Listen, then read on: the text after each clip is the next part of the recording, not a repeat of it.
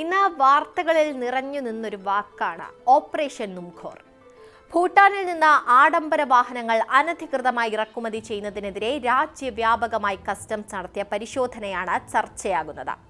Operation Numkhor എന്ന പേരിലാണ് പ്രമുഖ വ്യവസായികളുടെയും സിനിമാ താരങ്ങളുടെയും വീടുകളിൽ കസ്റ്റംസ് പ്രിവന്റീവ് വിഭാഗം റെയ്ഡ് നടത്തിയത്. എന്താണ് ഈ നുംഖോർ എന്നതുകൊണ്ട് അർത്ഥമാക്കുന്നത്? എന്താണ് ഓപ്പറേഷൻ നുംഖോറിന് പിന്നിൽ? പരിശോധിക്കാം. 2022 സെപ്റ്റംബറിൽ ഹിമാചൽ പ്രദേശിലെ ഒരു വാഹന ഏജന്റ് ഡൽഹി മായാപുരിയിലുള്ള ഒരു കാർ വിൽപ്പനക്കാരന് ടൊയോട്ട പ്രാഡോ കാർ വിറ്റതിന്റെ രേഖ കണ്ട് കസ്റ്റംസ് ഉദ്യോഗസ്ഥരുടെ കണ്ണു തള്ളി. വെറും 1 ലക്ഷം രൂപ. ഇത്ര വില കുറച്ചു കിട്ടുന്ന ഈ വാഹനങ്ങൾ എവിടേക്ക് പോകുന്നു? ആ അന്വേഷണം അധികൃതരെ എത്തിച്ചത് കേരളമടക്കമുള്ള സംസ്ഥാനങ്ങളിലാണ്.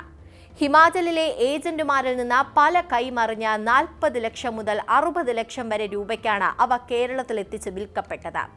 ഇന്ന് രാവിലെ മുതൽ 5 ജില്ലകളിലായി കസ്റ്റംസും കേന്ദ്ര ഇന്റലിജൻസ് ഉദ്യോഗസ്ഥരും നടത്തുന്ന പരിശോധന സിനിമാ താരങ്ങളെയും യൂസ്ഡ് കാറുകൾ വിൽക്കുന്ന ഓട്ടോ ഷോറൂമുകളെയും കേന്ദ്രീകരിച്ചുകൂടിയാണ്.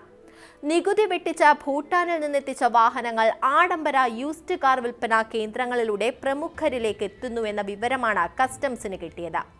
200-നടുത്ത് വാഹനങ്ങൾ ഇങ്ങനെ ഹിമാചൽ പ്രദേശിലും അവിടെ നിന്ന് വിവിധ സംസ്ഥാനങ്ങളിലും എത്തിച്ചതിന്റെ രേഖകൾ കസ്റ്റംസിന്റെ പക്കലുണ്ട്. ഇതിൽ 20ഓളം വാഹനങ്ങൾ എത്തിയത് കേരളത്തിലാണ്. അവ വാങ്ങിയവരുടെ പട്ടികയും കസ്റ്റംസ് തയ്യാറാക്കിയിരുന്നു.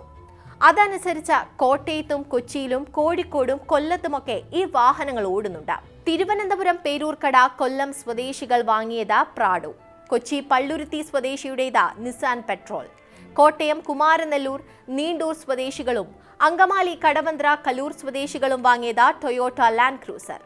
ഇത്തരത്തിൽ വിപണിയിൽ 1 കോടി രൂപ വരെ വിലയുള്ള ഒട്ടേറെ കാറുകളാണ് പകുതി വിലയ്ക്ക് പലരും സ്വന്തമാക്കിയത്. സിനിമാ താരങ്ങളായ പൃഥ്വിരാജ് സുകുമാരൻ, ദുൽഖർ സൽമാൻ തുടങ്ങിയവർ ഇത്തരം വാഹനങ്ങൾ ഉപയോഗിക്കുന്ന കാര്യം കസ്റ്റംസ് അധികൃതർ നേരത്തെ കണ്ടെത്തിയിരുന്നു. ഇവർക്ക് വാഹനം വിറ്റ ഏജന്റുമാർ അടക്കമുള്ളവരുടെ വിവരങ്ങളും ലഭിച്ചിരുന്നു.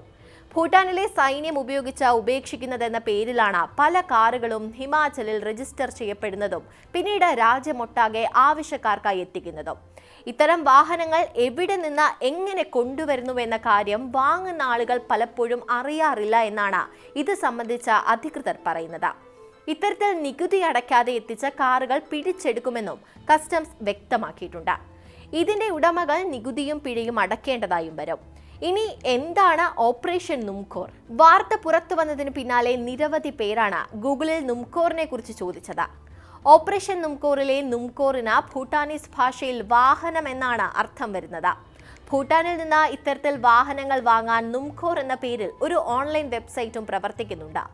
ഗൂഗിളിൽ നുംഖോർ എന്ന് സെർച്ച് ചെയ്താൽ ആദ്യ റിസൾട്ടും ഈ സൈറ്റ് തന്നെയാകും. എന്തായാലും നുംഖോർ എന്നത് എന്താണെന്ന് അധികം അന്വേഷിക്കേണ്ട. അതിന് സിമ്പിളായി വാഹനം എന്ന് മാത്രമാണ് അർത്ഥം. അതൊരു ഭൂട്ടാനീസ് പ്രയോഗമാണെന്നതും ഓർത്തുവെക്കാം.